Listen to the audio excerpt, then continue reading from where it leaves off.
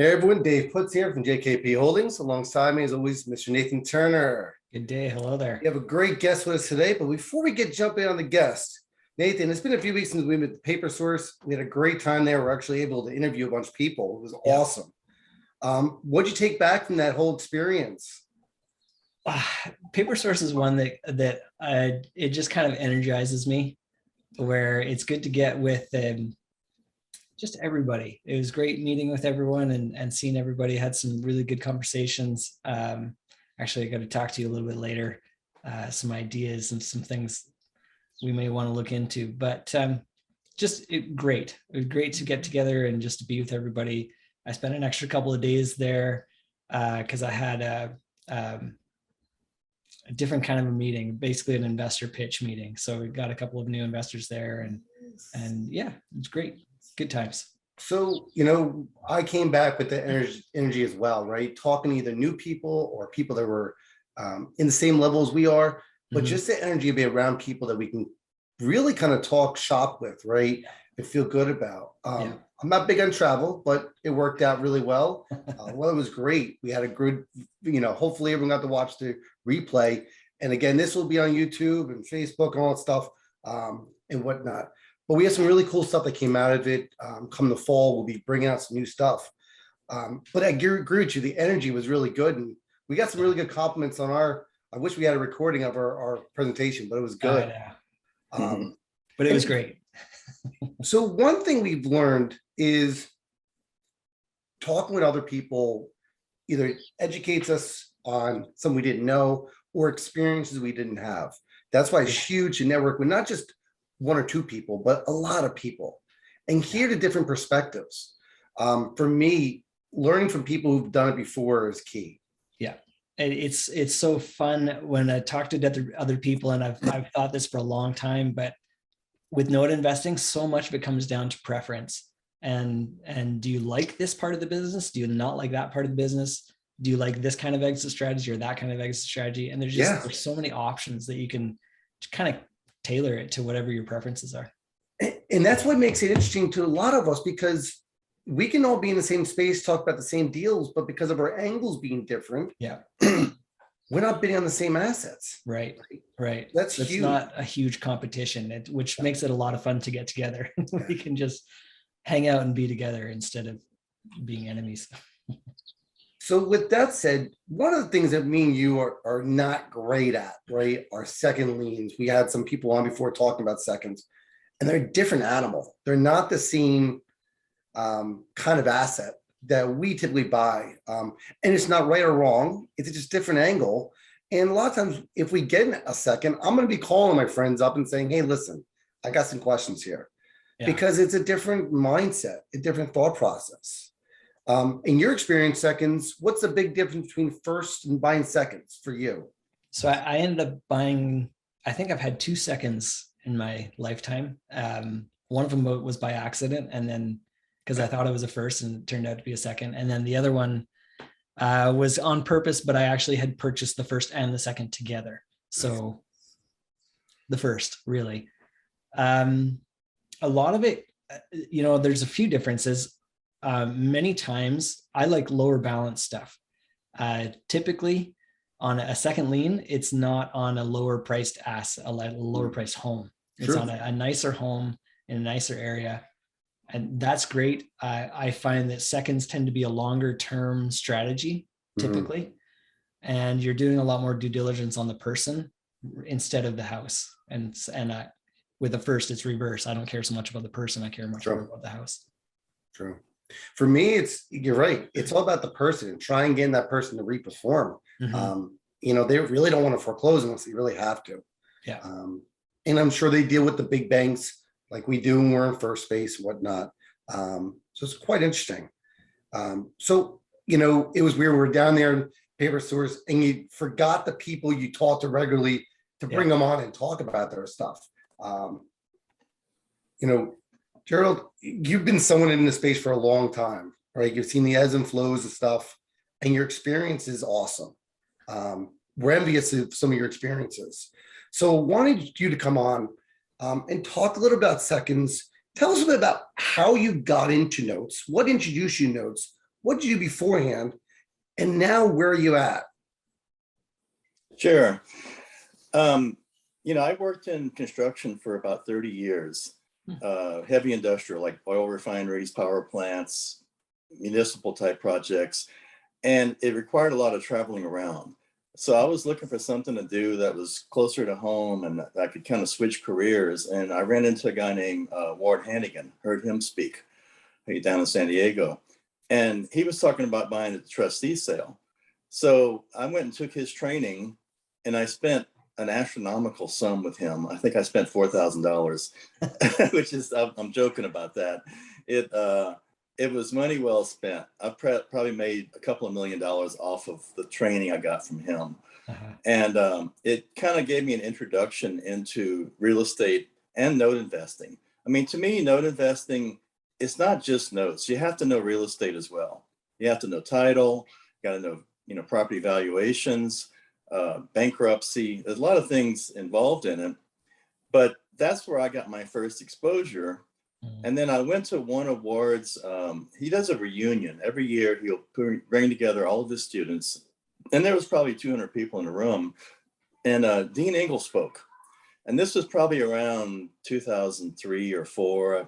Dean thinks it was 2005 or 6, but I thought it was a little bit earlier than that. But, it's so funny that Dean got up and spoke for a couple hours, and he had this book and tape set, like a CD or DVDs at that time. Mm-hmm. And it was like $1,000. It was called Note Buying Profits. And my wife punched me in the ribs. "You're not going to buy that, are you?" And I said, "Well, I don't know. It might be worth it." And so I did buy it. And, I bought so many book and tape sets over the years. A lot of them sit on the shelf. This one I bought. I used it. I dug into it. And I was kind of fortunate. It was one of those serendipitous times because a friend of mine worked over at Condor Capital. And Condor was a big hedge fund that was buying up a lot of distressed paper. They call it, scratch and dent stuff. And so he was trying to explain what he did. And I had gotten this introduction to note investing, this education. And so I was able to kind of put the two together. And for the first couple of years, I only bought notes from Condor. They were like my main source. I don't think I bought any notes from anybody else for the first 2 or 3 years. And part of what I did too, I was kind of like what do they call it? I was finding notes that I thought other people would like, and then I'd flip it to them and make a commission off of it. I might make $3,000 or $5,000 or, some dollar amount. And it was good because, I had no money invested. It was quick money. And it gave me a lot of education into the, what people are willing to buy, what they're willing to pay for it. And so that's how I got started. That's interesting. So back in the early 2000s, was Dean's training, I'm just curious, was Dean's training more about seller finance deals, or was that not at all? No, it was really? Institutional paper. Really? It was, yeah. And I joined a mastermind with Dean and them. After I did his book and tape set, he had started a mastermind, and I think we were paying like $300 a month or something. It was pretty cheap, really. Yeah. And Kevin Cardell was in it, and I don't know if you know Mike Rosica. Yeah. Krupe was involved in it. Jack Krupe was involved in it, and some other guys. But it was such a head start. I mean, it just gave me such a rocket ship into the note investing world, because we get on a call every week and talk about deals. And I remember Mike Rosica talking about buying some note with negative equity.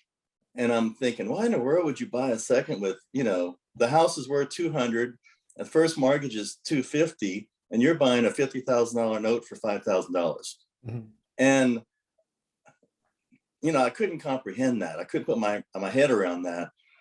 But then it started to make sense to me, because we kind of followed that deal through, and he said, this is what I bought. And a month or two later, he's saying, this is what happened.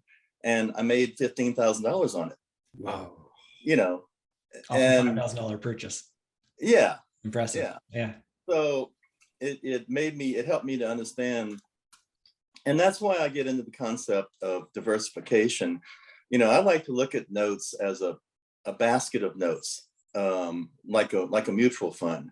If you got 1,000 notes and 1,000 stocks in a mutual fund, you're really looking at the portfolio return. If I can get 18% of my portfolio overall, I'm going to win some, I'm going to lose some, but I'm happy with the overall outcome. And that's really my target. That's what I shoot for. Definitely. And that was part of me and Dave's presentation and paper source was they're not all winners. And you're going to get some that are stinkers and you're going to get other ones that are home runs. And awesome, and it all balances out, hopefully on the positive side. But you're looking singles and doubles are mostly what you're going to be getting. And that's okay.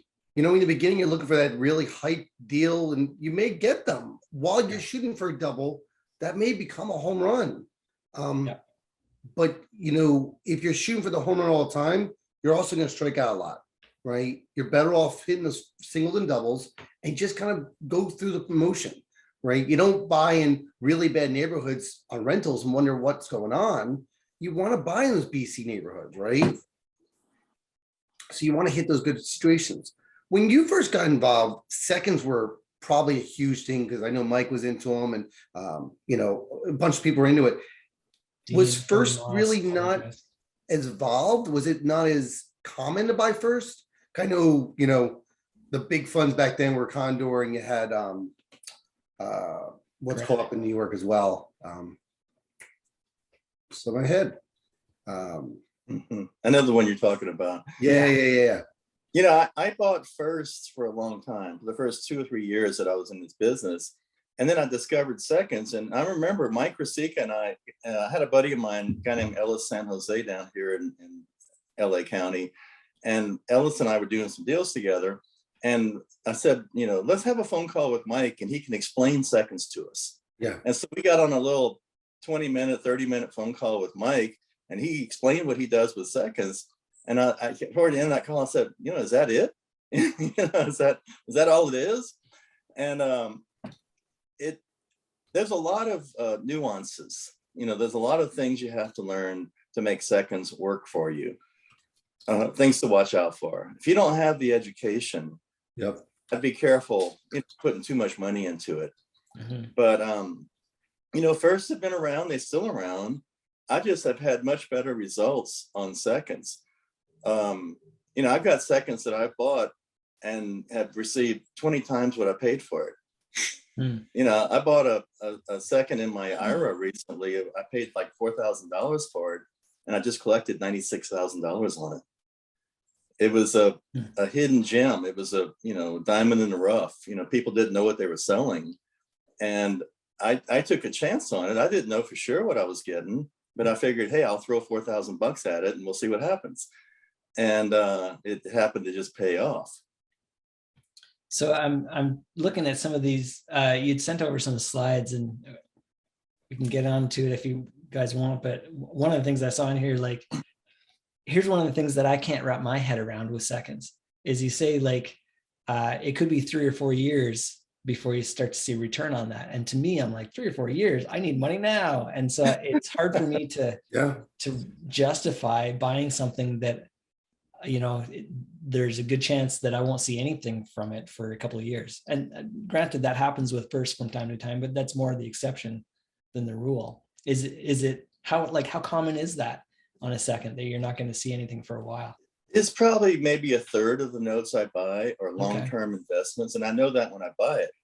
But if I buy a $100,000 note for $5,000 or $10,000, I can afford to stick it in the file cabinet, let it sit there, and I pull it out and look at it once every 3 or 4 months or 6 months.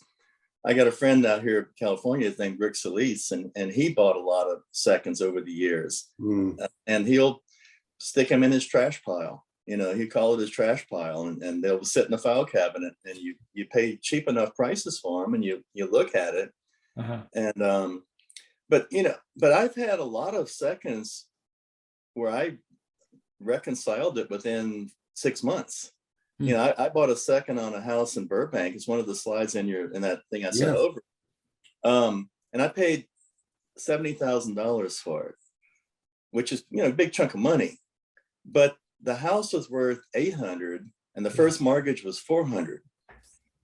And so I bought a second mortgage where the payoff was like 170 or something like that for $70,000. And I ended up approaching the homeowner saying, you know, do you really want this house? And he said, he was 75 years old. He's like, no, not really. My grandkids are up in Sacramento. I want to move to Sacramento. So I said, well, how about if I just give you cash for keys, you move out, and I'll give you, I think I gave him $20,000 to move out, which is a pretty good chunk of money. Yeah. But there was so much equity in the house that I could afford to do that. So I gave him $10,000 down, and I had him sign a deed over to me that day. So I gave him half the money up front. He signed the deed. I went down the next week and recorded it. So I own the house, subject to the first mortgage. And his first mortgage is fixed at 2%. He got a modification on it. So this is a house that we're going to hold as a rental.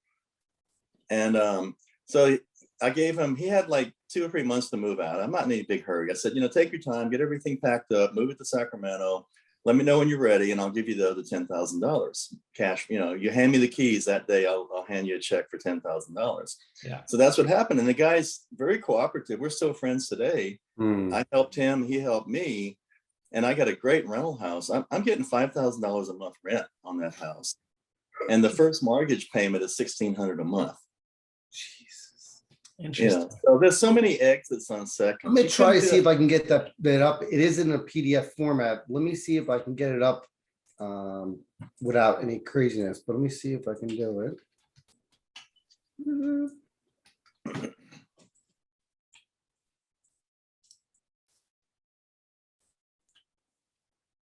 So everyone who's watching live.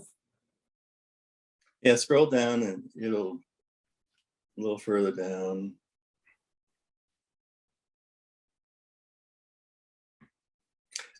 And this is a good one. And, you know, Arnold Palmer, it's a funny thing. The more I practice, the luckier I get. Yeah. You know, that's the thing within seconds is that the more deals I do, the more home runs I'm going to hit. You know, if I'm real reluctant, I'm not doing that many deals. I'm not getting the hands-on experience. I'm not getting I'm not down in the trenches doing the deal. So keep going. Stuff to watch out for. And this is another thing that I get, where is it getting stripped out, stuff like that. That kind of thing just makes me panic when I think about, I don't want to get stripped. Like, for heaven's sakes, I just put money into this. Why don't you describe a little bit what that means? Because a lot of people are very confused about what strip means. Yeah.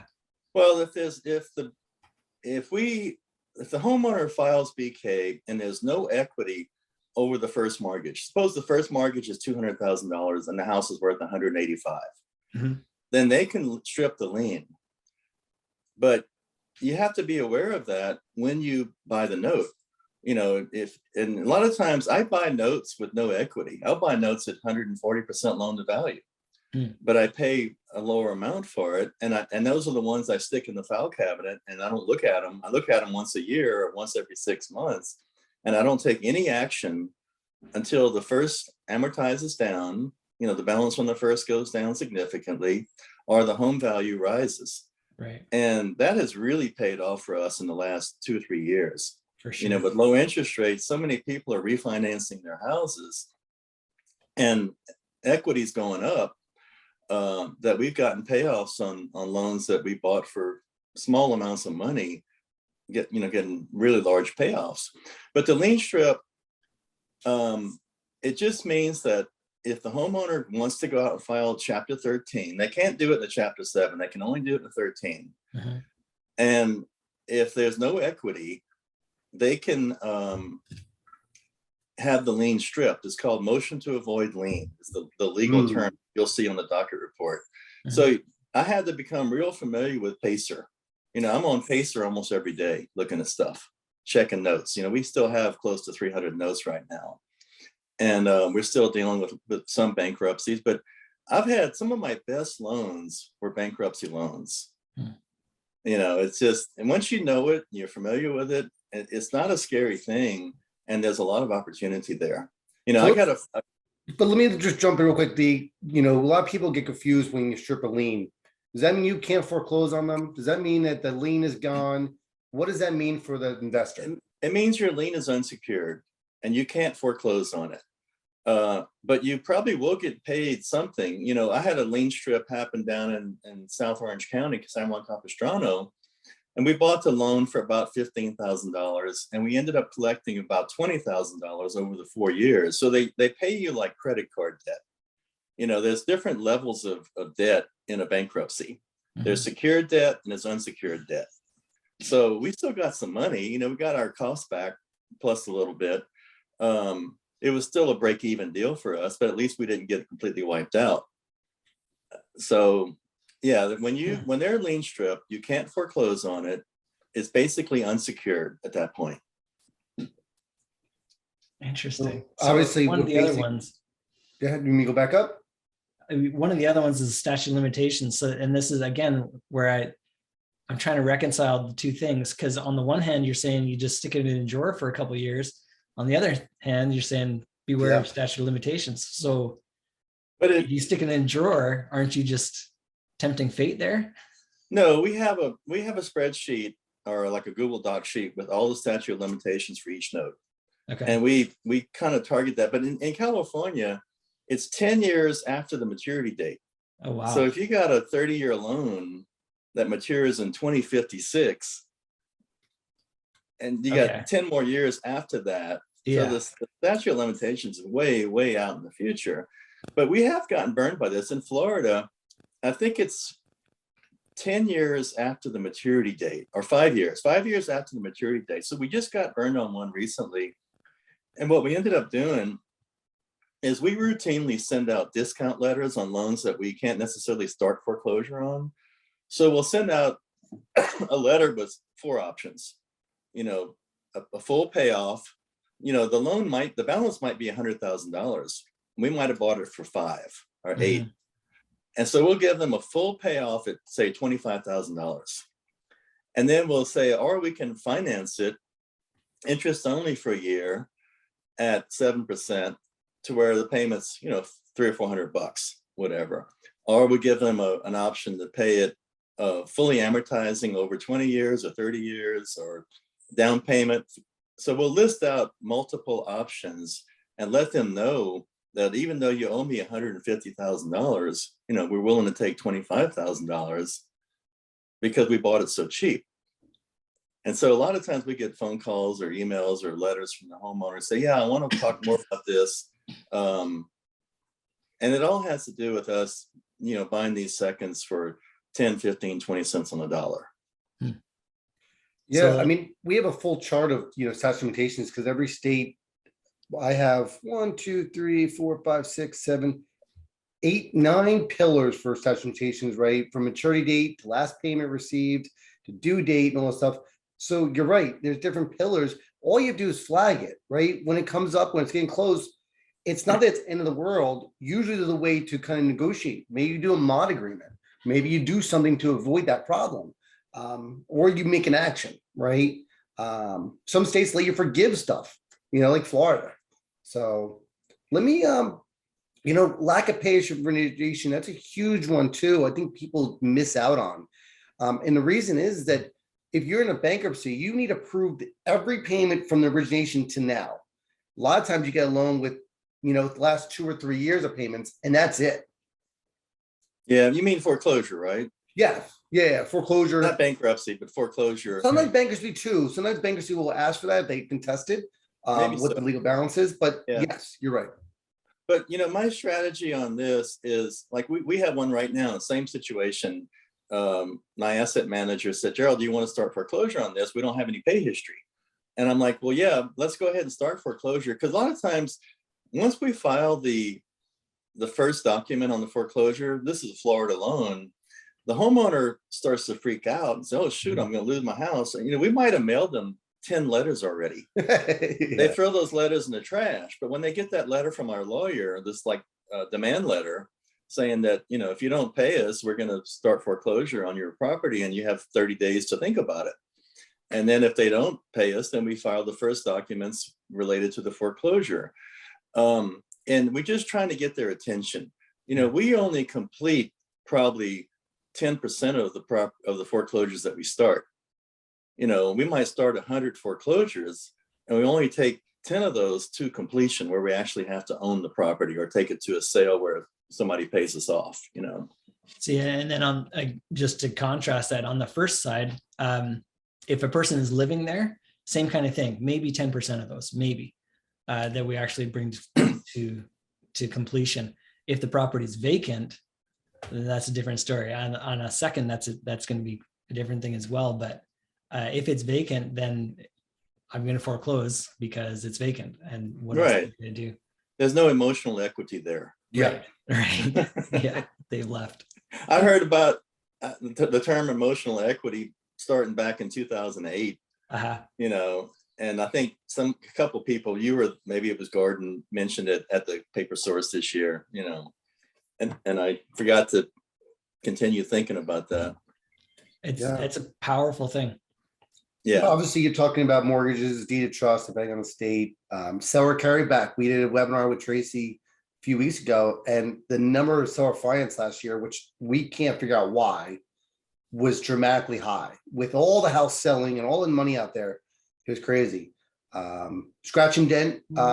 For those who don't know what scratch and dent is, it could be numerous things. It could be the fact that the person didn't give all the information on their forms when they submitted it for the application for the mortgage. They could have bought a car, any kind of numerous things. They didn't have all their tax returns, all that stuff. It could be all over the place. This is a nice place. I'll live there, right? So here's some examples that. Let's stop on this slide for a second. Yes. This is we foreclosed on this from second position, and we took over payments on the first mortgage, and we held it as a rental for 7 years. So that doesn't quite fit your model, right? Mm-hmm. Do you think we made money or lost money on this deal? So yeah, a situation where your income was 120, your expenses 144, and your gain loss of 24,000 just based on the numbers. You lost 286 a month. Right. We lost 24,000 over 7 years on this house. You know, numbers tell you have to have lost money. Well, go to the next slide. Not a bad return. You're kidding. Yeah, wow. I mean the price when we bought the note, the house was probably worth maybe $300,000. Okay. Here's your key right here. Yeah, we paid $17,000 for the note, and we held it, and we ended up with a 23% annualized ROI. Do you remember what the UPB was on that? Not really. I think it was in the $100-something thousand range. You know, we bought this note for us 2011, 12, 13, especially 2013. You know, in 2013, we spent $3 million on second mortgages. Wow. Good time to buy. To buy and hold, you know, to hang on to. And the average pool price at that time was like 12 cents on the dollar. Yeah. You know, so we lucked out. We just happened to hit it right where we had the capital available. I did some joint ventures with people, and we still have those investors today. Most of them, we're still, you know, we're still going through our loans. But we made $330,000 profit on this deal. That's nice, really nice. That's amazing. Oh, so cool. So this is a very confusing one for a lot of people, right? When a first may not be a first, or when a second is actually a first. Just before you dive into this one, I want to explain people why is a first and second a second. It's literally the order of the county records. If it's recorded first, it's a first. If it's recorded second. You could be in a spot where the second was recorded first and the first recorded second in your eyes, right? Most time when they build a house, they have to record that trust and they move it over or do a piggyback. So yes, it could be flip-flop. Can you share a little bit about when a first may not be a first? Well, in this case, it's very unusual. I mean, I've done, you know, I've been through hundreds and hundreds of these deals, and the county recording shows this loan to be my loan in first position because the document ends in 627. Then there's another second mortgage right behind us ending in 628. So if you go down to the county records office, recorder's office, you'll see these two loans in the sequence. Mine was 627, theirs was 628. So I just assumed, hey, I'm in first position, no doubt about it. And it turns out that the original intention was for my loan to be in second position, but they recorded the documents incorrectly. Oh. So it's a big mess. I've been in litigation on this for 3 years. Yeah, there's ways you can reverse it, but I'm presuming you don't want to reverse it. If your second's actually your first, I mean, I would stay there, right? If you can. Yeah. It's an ongoing legal, so I don't want to get too deep into it. Yeah. They finally came to me last week with an offer to buy us out that is about a third of what I was looking for.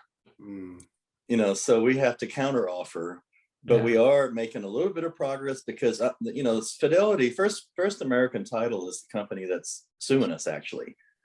Oh, really? They're because the other party had title insurance, so they filed a title insurance claim, and it's a long, convoluted story. I've already had 4 different lawyers consult with me on this. I've got one primary lawyer, then I've had some other guys that were, what do they call them, expert witnesses, to help resolve this case. And we've already gone through one mediation, and we're probably going to go through another mediation.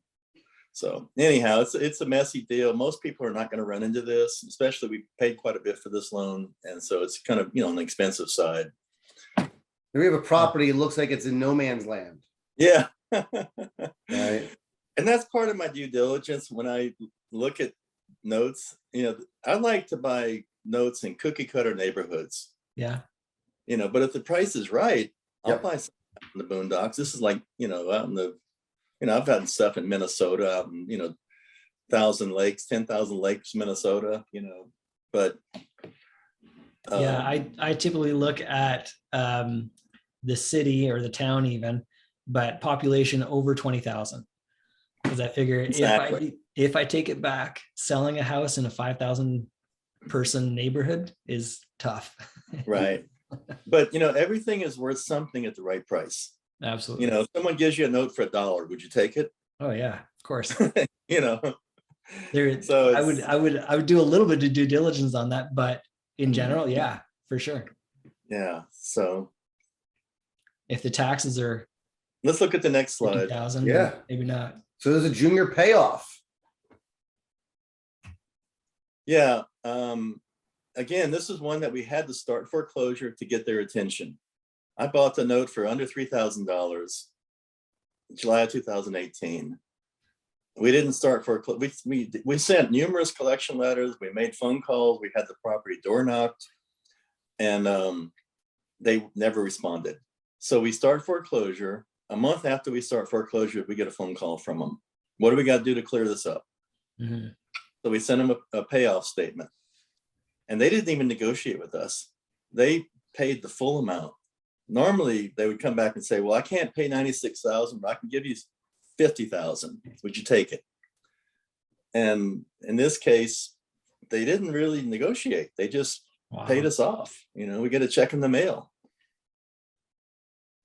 That's a little bit of a return there. I mean, anyone who's watching, who wouldn't exchange $2,900 for just over $96,000? Right? That's a decent return. And you said this happened in about 2 years, right? Oh, you bought it in 3 years, you bought it and turned it around. Not a bad ROI on that one, right? Yeah. What's the next slide look like? Did I do any numbers on it? Yeah, so here's the numbers. 108% ROI. Yeah. 32 months. Yeah. Okay. And if you're going to be a note investor, you really have to learn how to use a financial calculator, and you have to learn how to do IRR, internal rate of return. Uneven cash flows. Yeah. I've taken real quick, just for people who don't know, IRR is even cash flows. XIRR is uneven cash flows, right? That's the way you figure out. So sorry, go ahead. Yeah. My mentor that's taught me so much about calculators is a guy named Gary Johnson and Clyde Wilson.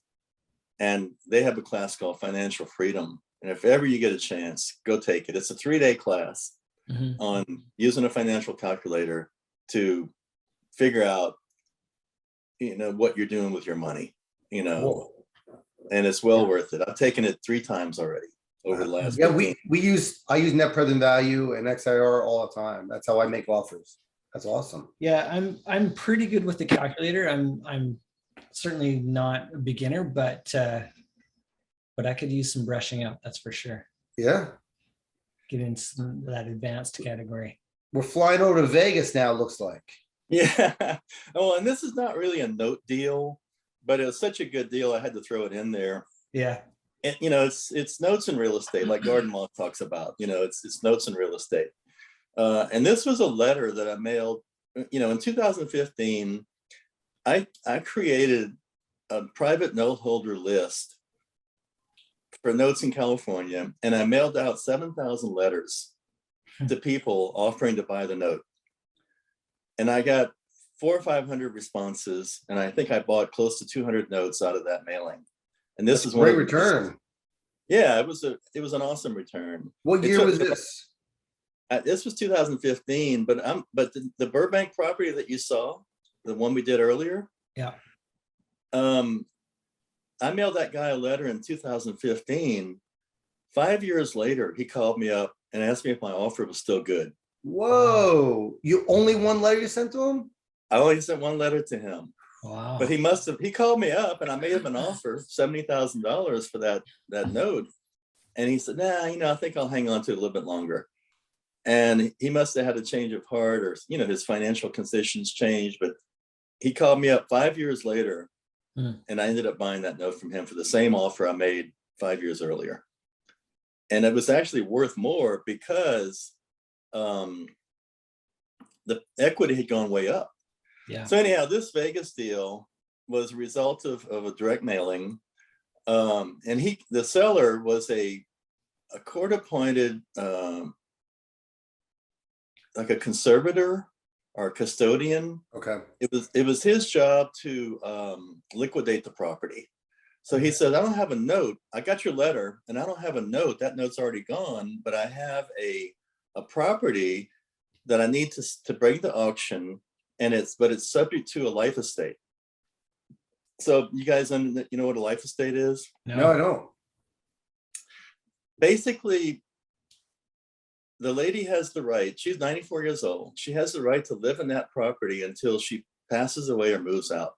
Okay. So it's like a subject to deal. One of the conditions of the deed that I get, so the property actually transferred to me in September 2016 for $40,700. The property was worth about $175 at that time. Wow. But I don't have possession. I only have title. So I can't walk in the house and do whatever I want with it. Weird. I had to live there. I had to let her live there per the conditions of the deal. And you don't know. I figured she might live 6 years or 8 years. That was kind of when I did my calculations using my financial calculator. I figured a reduced value. I had plugged in the value at like $150,000, and I thought I might have to hang on to it for 8 years, something like that. So that's how I reached my top bid number. She didn't pay you at all. You just got discount because she's not going to make payment. She's going to live in the house you have title to, but she occupies. She doesn't make any payments. She has to pay the taxes and the upkeep, any maintenance, property taxes, utilities are all her responsibility. And I have the right to go inspect the property whenever I want to. So once or twice a year, if I'm in Vegas, like for Paper Source, I would schedule an appointment with her and I'd go by and take a look at the house. Wow. And make sure that, the roof wasn't falling in or the plumbing wasn't backed up and there's, sewage all over the kitchen floor. But she kept it immaculate. The house was really well maintained. How did this house, did it go to foreclosure auction or? No, wasn't a foreclosure. The sale was held on the courthouse steps in Utah, and there was only me and 2 other bidders. But what was the legal action that caused the auction? It was a court appointed, like a receivership. Okay. She lost a lawsuit.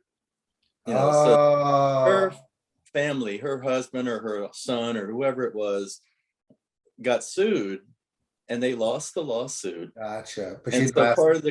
they had to liquidate the assets. But the judge was nice enough to say, okay, I'm not going to put you out on the street.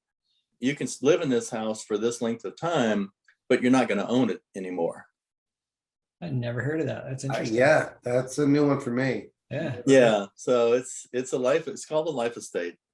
And Pete Fortunato talks about that. He's had a couple of deals where there's a life estate involved. Yeah. And so anyhow, so they notified me in November of 2020 that she's moving out. And so I went over there and helped her move out, and got her relocated to Denver. I just packed up the U-Haul and they took off down the street. And then we fixed it up and sold it for $310,000. So if you look at the next slide, it'll show the numbers, I think. So that's the numbers on it. I can live with that. Yeah, no kidding. So I only had, for the first 4 years, I only had 40,000 invested in it. Uh-huh. And then later I had to do rehab and closing costs and commissions. So at the end of the 4 years, I ended up having to spend another, $50,000 to get the house ready to sell and sold. Cindy Coleman mentioned it. She actually ran across one. How did this come across your desk? I mean, I don't think I've ever seen email. Huh? You How talking to did this me? come across your desk? Like, how did this come through an email? Like, life estate sale? Like, this come from? No. Like I said, I mailed a letter to the court-appointed custodian, a court-appointed receiver. Okay. Yeah. This guy was given the job. He does this. He's a professional, like, liquidator, basically. Gotcha. He gets assets and sells them. So he had a note, and I mailed to him, and he calls me up and says, "Hey, this note is gone, but I have a property. Would you be interested in bidding on it?" And I said, "Yeah, I'll bid on anything real estate related. Whether it's a property or a Yeah, note of or course. mobile home, whatever, So you and two other guys at the auction, were the other two guys interested at all, or did they not know what it Well, was? we bid it up, and we Did you? started off. I did the opening bid at $1,000, Wow. and then somebody else says, "Okay, $1,500," and the other guy says $1,800, and then it kept going up and up and up until we got to 40,700 was my last bid, and everybody else dropped out. They didn't go any higher. How many other properties were there for sale at the auction? Just this one. Okay. Really? Wow, that's interesting. Yeah. Hey, guys, drop your comments below if you've ever dealt with it. I've never seen it. It's pretty interesting. I'm sure it's rare, but that's cool. Very interesting. I know we have a bunch of more slides. Gerald, do you want me to skip it through anything at all? Well, you can brief. This is the one where I mailed the guy the letter, and 5 years later we bought the deal. This is the one where you can scroll down a little bit. This is in the middle of rehab. Go back to that picture. See, that back unit was an addition to the property. The front part is the 3-bedroom, 2-bath, and the back part is a 2-bedroom, 1-bath. Oh. And so we ended up splitting it. We closed off the doorway in between and put a new door in the back, and we now rent this out as like a duplex. So we get $3,000 on the front unit and $2,000 on the back unit. Oh, nice. So you can go down the next slide. Just touch the numbers real quick. I've already pretty much discussed this part. Go next slide. Yeah, so this is the numbers on that. We spent a lot on rehab. The house was old and dilapidated, built in the 50s, but it's something that we're going to hang on to for the rest of our life. I think, it's a great rental property, makes great cash flow. And today it's worth probably $900,000. Yeah. You bought for 70. Oh, that's awesome. You put 90 to this, and then rehab for this much money, and then I guess you paid off the first. No, I'm making payments on the first. Oh, okay. It's subject to. We just take over the payments on, and this is the one that's fixed at 2%. That loan will never go up. It's always going to be $1,600 a month for the next 30 years. Fantastic. Boy, oh boy, that's a nice purchase right there. Yeah. Well done. And this just shows the amortization. I always create an amortization schedule.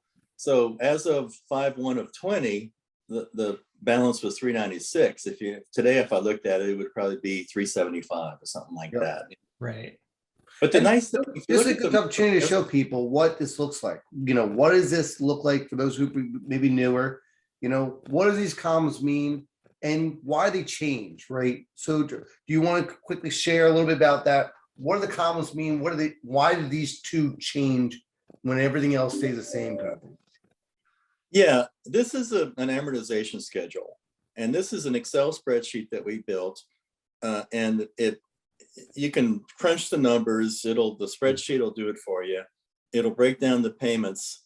If you amortize whatever the starting balance was, 493 over, I think the term was 40 years on this one. It was 35 according here. 35. Yeah. 35 years. So 420 months. And it'll break down the payments by principal and interest, and it'll show the new balance. Yep. So that's the date of the payment due. So this date payment was due 5/1 of 20. It's the 109th payment in that amortization schedule. Sure. And the payment amount is not going to change. That's always going to be 1634.44 because it's a fixed rate loan. And the interest and principal are going to continue to change. Every month will be slightly different, and to where the balance goes down. But one thing you have to really look at the amount of principal we're paying down every month. Yeah, almost $1,000. I think right now it's over $1,000 of principal reduction. So the portion going to interest is getting smaller and smaller as the loan matures. Sure. And that's why a lot of times the beginning of the loan is very valuable because of all the interest and the interest at the beginning. At the end point is the principal's gone. So I know we have a bunch more slides. Do you want me to skip to a particular property or a particular slide before? It doesn't matter. We can, wherever the conversation goes. I know you guys are running out of time. So let's back up for a second, right? You bought a lot of seconds. What are some of the things you screwed up on? What are some mistakes you've made that you say, crap? Well, first thing that comes to mind is like on that Oceanside property that we held it for 7 years. The lady was trying to get a loan modification on the first, which would have dropped her rate from like 6% to 4% probably. And I think I pulled the trigger a little bit too quick on the foreclosure. If I'd have let her go ahead and get her loan modification done, and then foreclose on it, I would have had a lower monthly payment. But then she might have paid me off too, anyhow. So, I think as far as how about due diligence? Have you ever made a mistake that you've learned from that you say, listen, I can't do that again? Absolutely. Sometimes we get a pool of 100 loans that they want us to give them a price on. And you can't, when you're looking at 100 loans, you can't dig deep into every single loan. Nope. So we plug in a number to each loan. We might have taken a look at bankruptcy or at the credit report, different things that we look at, and then we wing it. We have to provide a number within 7 days or whatever it is, and we can't take 2 months to go through the tape. So, we could have done better due diligence, I think. If you go back to things to watch out for in my slides, let me just scroll up. I got that up right now. Unscrupulous note sellers, be real careful. I've got one guy that I bought notes from 5 years ago that still owes me like $30,000, and it's just not worth getting an attorney and trying to go after him. I think we spent $1 million on a deal, and so he owes me like 3%. He's still, it's a small amount of money. But ask around, make sure you know reputations from people. Because I got a friend that wired off $1 million to buy some loans, and he's still fighting them in court. He's never gotten his loans. So, when you're buying notes, there's no escrow. It's not like buying a house where you open escrow or, over at this local title office. you're trusting people to deliver what you're buying. And, it doesn't always happen.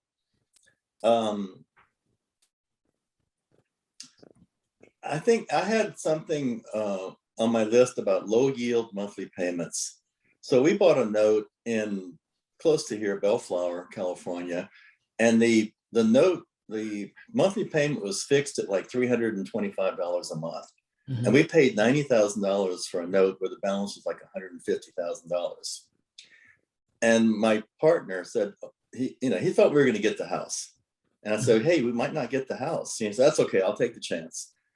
And technically, those guys could have paid us $300 a month, which is $3,600 a year on a $90,000 investment. So if you just do a cash on cash, $3,600 divided by $90,000 is 4% interest. The yield would be 4%. Yeah. Fortunately, they ended up defaulting. I mean, they paid us for a while at $300 a month. Yeah. But then they ended up defaulting, and we took it to foreclosure, and somebody else, it went to third party. Somebody bought it at the trustee sale, and we ended up just getting cashed out. But, be careful. Don't always assume that you're going to get the house back. That's my whole point of saying that, is don't always assume you're going to get the house back. Right. A lot of times they'll just make payments, even though you think it's unlikely. They'll get the payments made. Or they'll reinstate when you thought there's no way they're going to reinstate that. Yes. Exactly. And they do, and you're going, oh shoot. Exactly. It's the assumption that what's going to happen before it happens. I think a lot of people make the mistake and assume things are going to happen based on the fact that what they know of. Yeah, and one of the things that we've done is we have good systems. We use a CRM called ACT. And all of our notes are in ACT, all of our histories, every phone call we make, every letter we send out, it's all plugged into ACT. And we have a small office. We have 5 people in the office, myself, my wife, and 3 others. Mm-hmm. So we have an asset manager, an admin assistant, and a bookkeeper, a full-time bookkeeper that does a few other things. I mean, she only works about 25 hours a week, but she's still considered, pretty much full-time. And, it just helps so much to have good records. We plug everything into QuickBooks. Every loan we buy has its own, it's class accounting. So every loan has its own profit center, basically. So all the charges, all the income and expenses go against that individual loan. And we can run a report on that one particular loan. And then we use Mortgage Office. We use a light version called Loan Office to do all the amortization schedules and statements and coupons. And that's one of the best things we did. We were trying to use something like NoteSmith prior to that. Okay. And it just wasn't up for the task. If you got a handful of notes, if you got 10 notes, it might work fine. But if you got 300 notes, it's too cumbersome. Yeah. So, if you're wanting to start out in this business, in the beginning, you can get by with spreadsheets and stuff. But if you ramp up and end up with a decent volume, get the right software to be able to track your notes. And we self-service a lot of our notes, probably 75% of them. Wow. Is that just to save money or control? I think it's a combination of both. It's a little bit cheaper, and then I think we have more control over it. Okay. Yeah. We have a lot of notes in our account. I've got about 100 notes between my account and my wife's account in our IRAs. Okay. So all of those notes we put with the servicer, because we don't want to take the chance of getting like a prohibited transaction. That's a key. Yeah, I do the same thing. So all those notes, almost all of them. I mean, there's some notes that we bought real cheap and they're pretty much inactive. So we self-service those notes. They just kind of sit there in the file. They're not doing anything. But if we decide to start collection on it, then we'll move it to a servicer before we start collection. Interesting. Yeah, that works.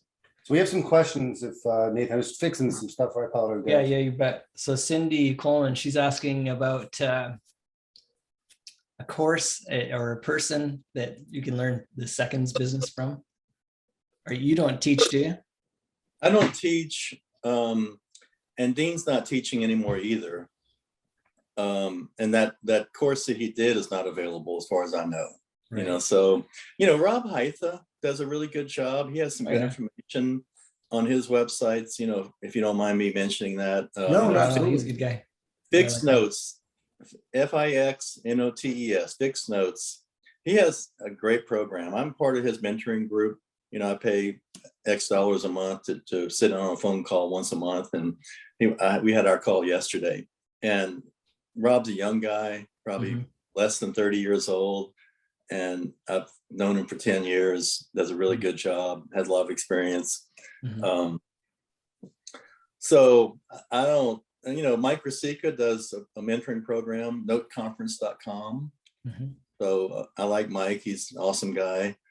Those are the first two that come to mind as far as, the one thing I would say is stay away from the guys that want to get you into a mentoring program and it starts at $25,000 and the platinum level goes up to $50,000. Yeah. Don't do it. It's just not worth it. I don't think, I agree. Go out and buy a note, get some experience. Get some hands. That's better. Yeah. Yeah. It's really going through the motion, right? I tell everyone, when you go to college, right, you go here, you spend all the money for college and you get out with no money. You just came out with skills, right? And now you can make the money with the skill you learn. Same thing with buying the note. You buy that first note, you learn everything you need to do. So then maybe you lost your money, maybe you made some, maybe you broke even, but then you now have the skills to go buy notes. Yeah. We run our own mastermind too on a weekly basis. We have some really cool people just talking about high level stuff of different angles, different, positions, because everyone's different. Everyone's different mentality is awesome. I know that it for seconds, for quants out there, but I don't know of any training programs out there per se that's particular on seconds. Yeah, specifically. I think Rob Heitha's program is covers seconds really well. And Mike is primarily a seconds guy. Yes, Mike, yep, absolutely. Some of the first notes I bought were from Rob. Really? Oh, really? Yeah, way back when. Was it through USMR? I think so, back then, yeah. Yeah. He worked at USMR for a long time. He still does, but more as a consultant. Does he? Okay, good. Yeah. I bought my first through Gold, Mark Gold. So that was my first purchase was through Mark Gold. She was not in the business anymore. So yeah. I know Mark. Yeah. So my first seconds were through Coast Capital. Yep. The Madden. Yep. DA. Yep. DA Madden, Trinity. Yeah. Which I don't think they're around anymore. I haven't seen them. Yeah, no comment. So we do have another question for you. What resources and services do you use to operate the business, and one of the most important service you use? That's a general question. Yeah, and I think I covered that. I'm not sure if I cover that in these slides or if the other slides I do. But we use, like I said, we use a CRM. That's something that we have 5 people in the office and everybody can input data. If a check comes in, we log it into the history. We got a check for $318.42. And it shows that CRM shows the first mortgage, what the balance is, the date of last payment, when we last checked it, things like that. And then we have another box that shows our loan, our second mortgage, and what the monthly is, what the date last paid is. So we keep track of everything, and we can run reports on that as to, if we want to see the delinquent borrowers, we can run a report that'll show everyone who's more than, say, 30 days delinquent. So ACT is a really strong tool. Loan Office is another one.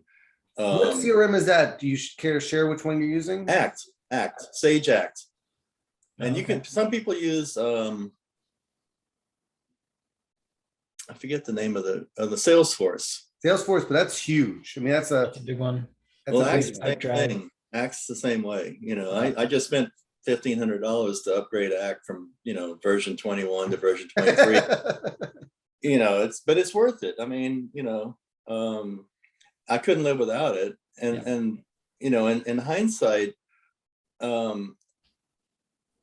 Mortgage Office might have done a lot of what we do in ACT, but I don't think it doesn't keep track of the opportunities and phone calls and people that want to sell notes, things like that. All that gets plugged into ACT. So that's one software. The second software is Loan Office. ACT is CRM. You can use Salesforce, whatever. Yep. ACT is the CRM. that is very valuable. I mean, and then loan office does all of our amortization schedules, statements, coupons, everything we want to do with mailing out statements to people, that all goes through loan office. And then QuickBooks would probably be the next one. You got to have good accounting. You know, we have to file our taxes every year. We used to have 12 joint venture partners. Wow. Now we're down to about 4. Yep. And so I send out quarterly reports to them. Yeah. We split money, you know, once a quarter. We take whatever's net after expenses and I'll distribute it between us and them. So Excel, we use a lot of Excel. We do a lot in QuickBooks, but that's the primary. Yeah. You know, and becoming familiar with Pacer, you know, the BKs. You know, there's a lot to learn on BK. So we had another question from Cindy. Where's pricing at seconds at? She's heard that they're pretty high. I've heard they're up at 55, but I've even heard higher. Yeah, I've heard 55, 60. Where are you seeing prices seconds right now? You know, I'm starting to slow down. I'm making our company smaller there than larger. So I've been buying nothing but RPLs for the last year and a half, 2 years. A lot of people are, yep. And we're shooting for a yield in the mid-teens. Okay. 13, 14, 15%, something like that. Yeah. And a couple of the big pools I bought recently were in the 50% range of UPB. So 53% maybe, or 55%, 51, something like that. We have bought a couple of pools of higher quality loans where we paid like 75% of UPB.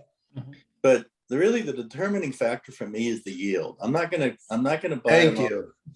Yeah. I mean, the yield is really what drives it. I'm not gonna buy a loan where I'm less than say 85% of UPB. I mean above 85%. I don't want to be at 105% of UPB. Yeah. You know. Yeah. Because if I have to foreclose on that, I can't get my money back. Yeah.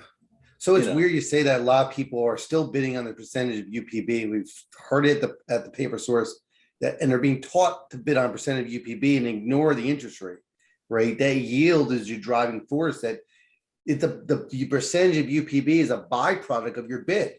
Well, I'm going to bid at 12, 14, 15 yield. Okay, this is my bid. Oh, what percentage of UPB is that number versus the other way around? That's a key thing for a lot of people, is that you should be driving back in the return you want versus bid percentage and then say, oh, this is the return I get. Yeah. Oh. Yeah. My spreadsheet when I'm bidding stuff shows you what my yield is going to be. Yep. And my target is somewhere around, say, 15%. Yeah. Sure. You know, if it's a great loan in a great area, if it's down the street from my house in Orange County, California, then I might drop it down to 12% or something. You know? But if it's in, you know, Cleveland, Ohio, you know, Memphis, Tennessee, or whatever, I'm going to shoot for something in the mid-teens or maybe even 17%. Yeah. So where do you see the market going, Gerald? What's your crystal ball prediction? I have no idea. It doesn't affect me that much. You know, I'm not aggressively buying right now. I just don't want to work that hard. I've worked hard for, you know, I started working in construction in 1973, I guess. Yeah. So I'm 68 years old now, and I'm really wanting to go. I took up golf recently. Cool. 6 months ago, I started playing golf, and I enjoy it. I just went out and bought some new clubs yesterday. We're trying to get one of the, you know, the note conferences to do a golf day beforehand or something like that. It'd be a good commodity. So I'm glad to see you're relaxing a little bit. It is. How difficult is it to relax when you've done this for so many years? I don't have a problem. Okay. You know, I mean, some people I know, they work because that's their only interest. That's the only thing they have going on in their life. Hobby. Good point. I have a lot of other interests. You know, I like fishing. I like shooting. I just went and did some sporting clays with my brother down in Houston. Fishing, bicycling. There's a lot of things that I got plenty of things that occupy my time. That's good. Friends and family. I'm the oldest of the 7 kids. I just went down to Louisiana and saw my almost 90-year-old mom, spent a week down there, and then spent a few days in Houston with my brother. And so my focus is more like friends and family. Yeah. And recreation. I think we've done well with the note business, and I don't have to be that aggressive right now. I'm if I can get 8 or 9 or 10% on my money as opposed to 18%, I'm okay with that. I'll live with that. You guys are younger than me, and you're still on the upward trend. You're still trying to grow your business. Yeah. It's interesting you say that, because we feel like we're getting older as we go on, but then you say you started construction before I was born, which is kind of, earth shattering, but it's great. I think where you came from is a good action to realize what goes on. I did construction for 13 years. I wouldn't do it again. It wears on you. But I think that the transition to notes is so attractive. So many people like it because it is real estate without the headache of real estate. Mm-hmm. Right. So, and a lot of our notes have turned into real estate, like the Burbank house. yeah. It's just, so we have, a dozen or so rentals right now, all in Southern California. Yeah. And that's a nice complement to the note business. The rentals are fairly easy to manage for the most part. We have higher quality rentals where we don't have a lot of turnover. So we have to do some maintenance on them, change a roof or whatever, but it's not a huge amount. Yeah, absolutely. Well, Gerald, I'm going to ask you to hang on for a few minutes. We're disconnected from the public. I appreciate you reaching out to us and joining us today. Do you want to give out your email address? I'm sure your website available. I'm going to ask you guys, don't ask him for assets. He's not selling, right? He is where he's at. This is retirement.